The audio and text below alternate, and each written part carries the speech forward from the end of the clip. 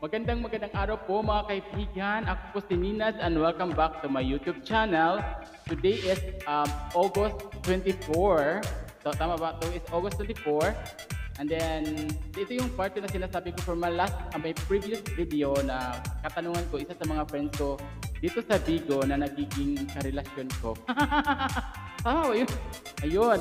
Pag-uusapan namin dito kung paano ba kami nagsimula, paano ba kami nagka-inlaban dito, o totoo ba talagang nagka-inlaban ba talaga kami. So itatanong ko sa kanya ngayon kung ano ba yung mga feelings niya sa akin o ano feelings ko para sa kanya. Ayun, i-invite ko muna siya mga kaibigan. Stay tuned lang po tayo. At maraming salamat po sa inyo sa mga hindi pa po nakasubscribe. Please subscribe and bell on na lang po bell on na lang po para updated po tayo sa aking YouTube channel sa lahat ng videos ko. Ayun. Talagang kinakabahan ba ako ngayon? Mga kaibigan, gusto kong ipapakilala sa inyo ang isa sa mga taong nagpapatibok ng puso ko. So, pag-usapan po namin Wait lang, hindi ko narinig boses. Ano? Nakamute ka siguro. Hindi ako nakamute. Nakamute ka? No, it's not. Hindi ako nakamute. Ayan. Ayun mga kaibigan. Okay po. May mga katanungan po ako sa kanya kung paano ba kami nagsimula o paano ba nagsimula ang pagmamahalan namin dito. Talagang nagmamahalan ba kami ng totoo dito sa Bigo? Kasi ang alam ko dito sa Bigo, isa sa minahal mo pero hindi tinadhana. Ayun. Pinagtagpo pero ngunit hindi tinadhana. May mga ganitong mga katanungan. So yung iba dito, kasi may sinasabi nila na para pag dito sa Bigo para nagmamahalan lang para talagang may feelings, ganyan. Pero itatanong ko sa kanya kung ano ba talagang feelings niya sa akin. Totoo ba yun? Ano ba talagang totoong feelings niya? Kung ako din ko, ano ba talagang totoong feelings ko? So, pag-usapan natin kung paano ba nagsimula ang aming relasyon. May relasyon yung pag nalalaman dito. Okay guys, ito kong ipapakilala sa inyo si Jan, isa sa mga member ng True Friends Enthusiast. So sa mga hindi po nakasubscribe sa aking YouTube channel guys, later on, i-drop ko po dito kung anong YouTube channel ko para makita nyo doon kung anong mga pinag-uusapan at ma-replay nyo kung anong napag-uusapan. Ka naman. Magandang araw din. Ayun, I'm good, ikaw po.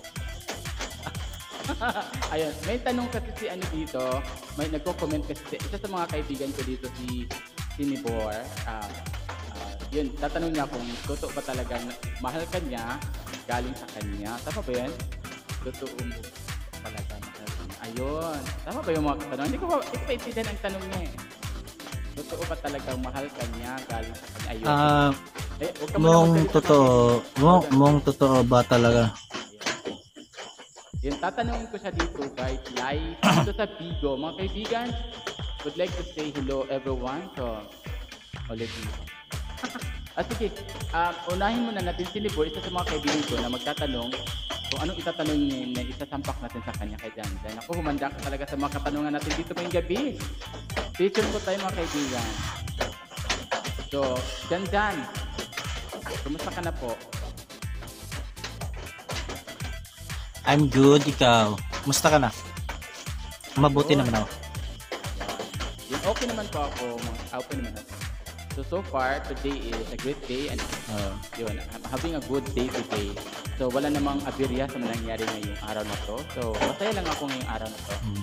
So ang unang tanong natin, masaya din ako. Paano ba nagsimula ang relasyon natin? May naalala ka pa ba kung paano nagsimula? Yun yung katanungan ni nice good question na una ng mami nito. Nagsimula talaga yung kwento namin ng buhay is yung umakyat ako sa live ni 'di ba sa live mo noon? So umakyat ka sa live ko noon. Napakyat ako sa live mo kasi inaaya ako palagi ni yung kapap. Ayun, sorry for that interruption. Nakakyat ako. So yung pag-aaya niya sa akin is nag-asaran pa tayo doon. Put your mic. Yung sabi mo nung Jan, please. Put your mic on your mouth. Put your mic on your mouth so that everyone can understand what are you talking about. Sorry. Kasi medyo lag kasi ako. Sige.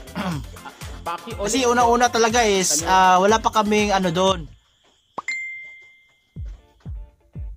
Go ahead. Can you repeat? Kasi Hindi, pwede. nagkakaroon tayo ng Ikaw na lang una.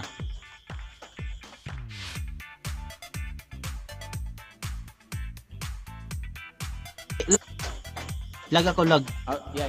Go ahead. Lag talaga ako, lag. Okay. Oh. So, put your face in the camera Lag so ako, that lag. everyone Lag. can see you and then everyone can know you. So, put your face like this. Yung una kasi, wala pa kami masyadong ano yun, nung Ninas. Umakyat ako, nakipagkilala ako doon sa kanya, feelings. Sabi ni kasi nung Ninas nung kami doon is, pwede ba kitang ligawan, ganun. Pwede ba kitang parang madami sa sinabi. So ako, sinabi ko rin yung mga jokes ko. So ganun, hanggat sa nag-PM siya sa akin, ganun, nag-PM din ako hanggat nagkatagalan. Hindi ako na yung ka sa kanya, nanligaw din ako sa kanya, tapos sinabi ko, pwede ba kitang jiwain, ganun. So pumayag naman si Ninads. So habang tumatagal, nagka-develop na kami. Hanggat sabi niya, nung una kasi di naman ako totoo talagang nagmahal sa'yo. Nung nagkatagalan talaga, may feelings na ako, sabi niya. So doon ko nalaman, ganun pala. So inaccept ko naman din, nanligaw ako sa kanya. Nung nanligaw ko sa kanya, sumagot naman siya ng, oo, sige, pwede. Yun, nagtagal, nagkami na. So happy naman ako sa mga bagay na yun. Kaya seryoso naman ako, wala namang masyadong be proud lang talaga ako, nakilala ko siya, wala. Okay, next question tayo. Anong Ganun araw lang. ba tayo nagsimula anong month? Anong date ba yun? Nakalimutan ko, pero masyado na kasi yung matagal. Ano ba yun? Parang alam mo yun.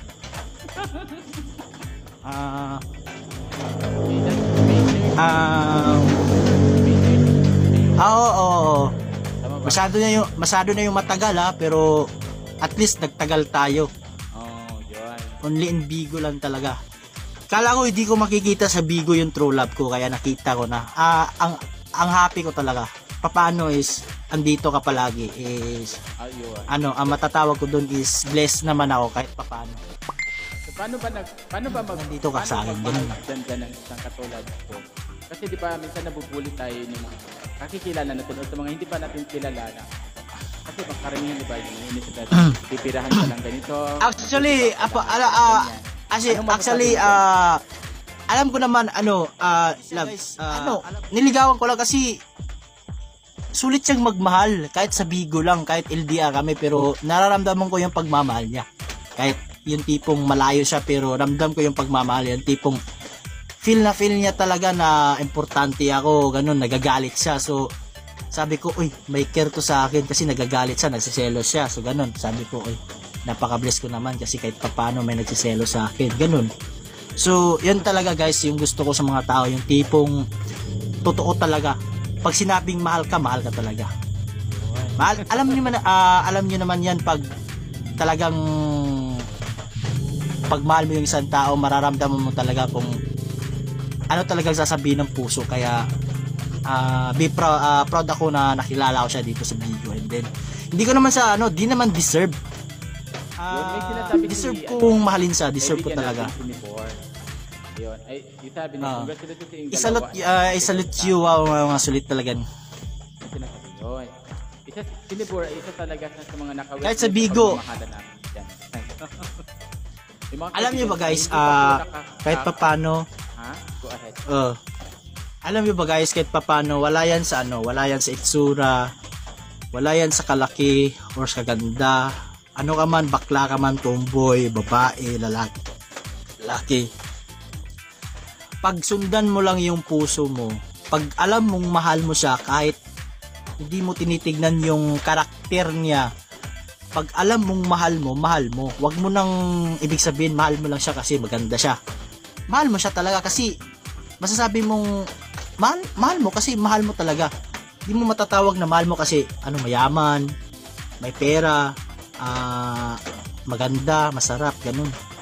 Mahal mo kasi nafe-feel mo yun sa kanya, galing sa kanya. Kaya wala po akong kinakaya na naging jowa ko is si Ninads. Kahit papano, wala akong pakialam kung baklaman siya. Wala akong pake kung merong mangbabash kahit papano. Kasi ako pag dito sa Bigo, pag totoo talaga. Wala na yung biro, wala nang bawian. Yun lang. Yun. Actually naman, masasabi ko lang naman dito sa kanya, yung sinasabi niya nagsisilos ako, totoo talaga yung nagsisilos ako. Mga kaibigan, sorry po sa mga nasabi na. Dahil talagang totoo nagsisilos ako. Yung tao talaga, pag nagmamahal, nandun na kasi yung silos na mangyayari. Talaga, nararamdaman talaga. Kasi kapag hindi mo talaga mahal ang isang tao, hindi ka talaga nagsisilos. Parang kaibigan lang talaga, like sa kaibigan, pag may ginagawa siya, pero wala kang pakialam dahil kaibigan mo lang naman siya. Kasi pag mahal ang isang tao, yun talaga yung malapit sa puso mo, talagang sinigatan mo siya. At gusto mong malaman kung ano ginagawa niya. Kaya talagang may matanong mo talaga sa ano pang ginagawa niya, gano'n. Kaya kung kapag hindi pa siya na-update, hindi ka na-update, talagang magsisilos ka. Ganun ako. yun, tatanong may ano naman sa nasabi si Nibor, sa mga kaibigan ko, wala man yan sa gender ang nagmamahal. Kapag puso tumibok, mahirap igyan. Ayun, may tama talaga si Nibor.